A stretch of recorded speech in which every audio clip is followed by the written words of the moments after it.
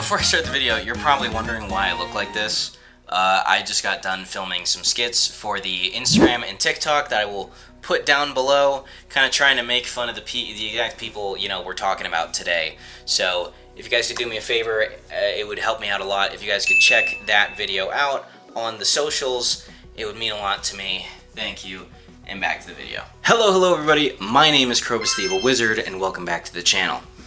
The internet has a problem. A goth girl problem. More so, the oversexualization of goth women and goth culture. If you've been on the internet at all recently, I'm sure you've seen these cornballs. Finally, civilization. Please help. Do you like Sonic? What the? Let me eat your chili dog. Liking Sonic does not make me a furry. He's cute. I just want to mention, she spent like $200 on the deck, the trucks, the Reds bearings, the wheels, and the 888 gear, just to not get a speck of dirt on any of it.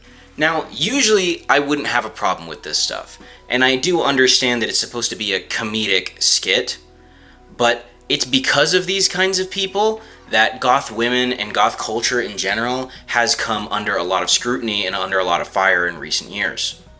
The amount of people who see a goth woman, a traditional goth woman, and call them LARPers or pick-me's, or just straight up ugly because they don't know what actual goths look like. They think that this is what a goth looks like, not this.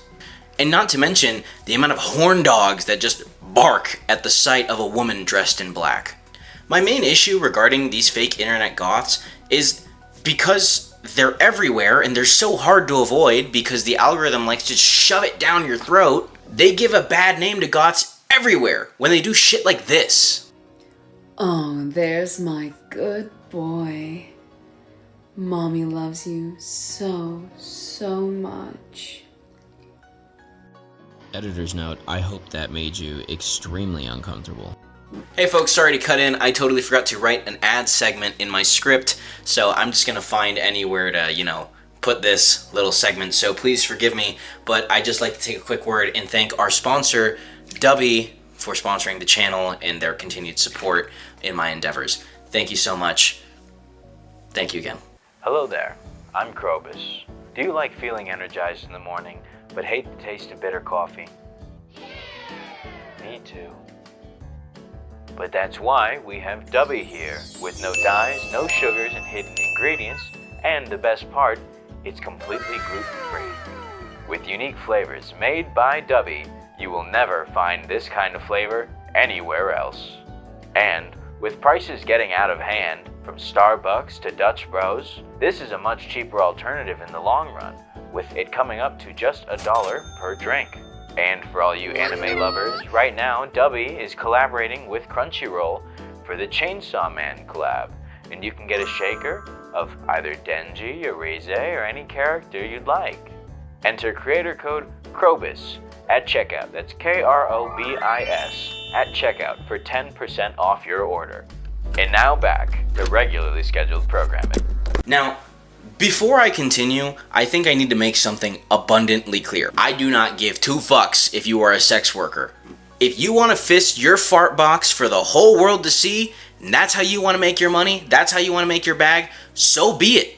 Just do it away from me. And it gets to a point where it just becomes too much. When these OnlyFans models sneak their way into these communities and subcultures and start subtly promoting their content to everybody in those communities, they start changing those communities. Think of it like this. Goth culture is a cup of water. These OnlyFans ethot LARPers are piss. The more piss you put in the water, the more the color and the flavor starts to change until it's unrecognizable from what it once was. And sadly, there's a lot of people out there who really love drinking piss. This is a goth. This is not a goth. This is a goth. This is not a goth. This is a goth. When you ask most people what they think a goth is, they'll probably think of something like this. Or something like this. Neither of those are goths. That's emo and alternative.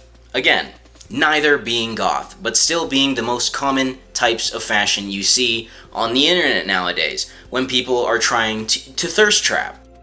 And now, a history lesson with Krobus, the evil wizard.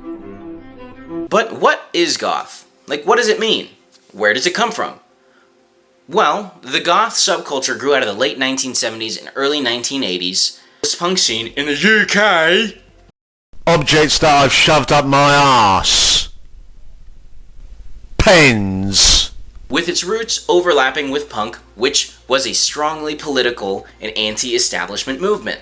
Early goth culture inherited some of that skepticism towards mainstream society, conservatism and consumerism, and rigid social norms, making goth culture inherently political. Bands like Susie and the Banshees, Bauhaus, The Cure focused more on the atmosphere, the art, the romance, life and death, and the emotional intensity of what it is to be goth. And it turned it into more of an aesthetic, which is okay. That's, mainly what it is. But because of this, goth culture became more aesthetically oriented rather than explicitly ideological. But that's the key word. Explicitly.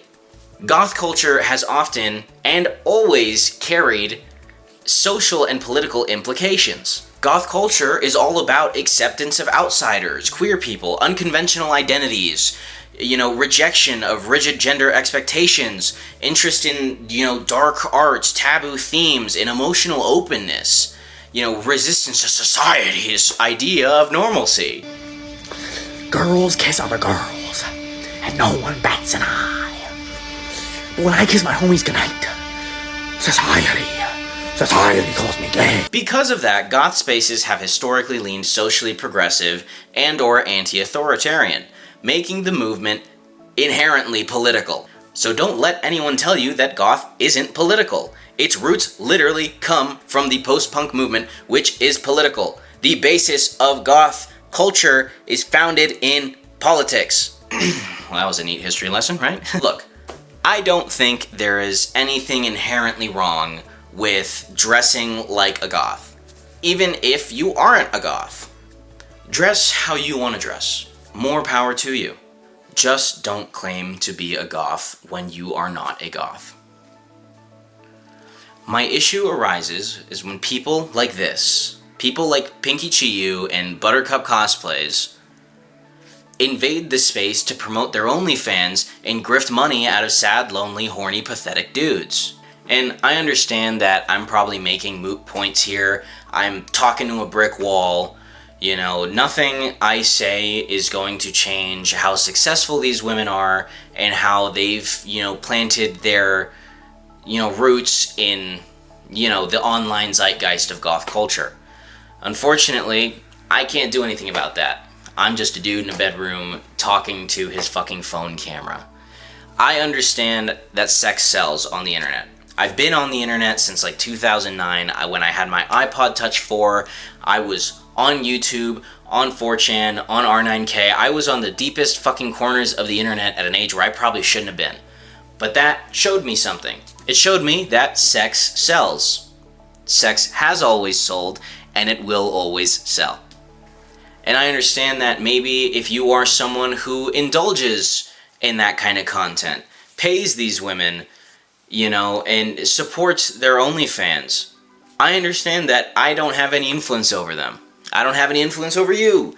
If you're more than happy to spend your money on a woman who doesn't even know you exist and will never know you exist, feel free. That's your prerogative. You go do that. But maybe think twice about the impact that these women have on the culture that they're fetishizing for their gain. But hey, I hope you guys learned something. So let me know down below, how do you feel about these ethot goth girls? Are you sick of them? Do you like them? Let me know down below. Don't forget to like and subscribe and hit that bell so you can be notified whenever I upload. And thanks again for watching. I'll see you guys next time, and remember to brush your teeth.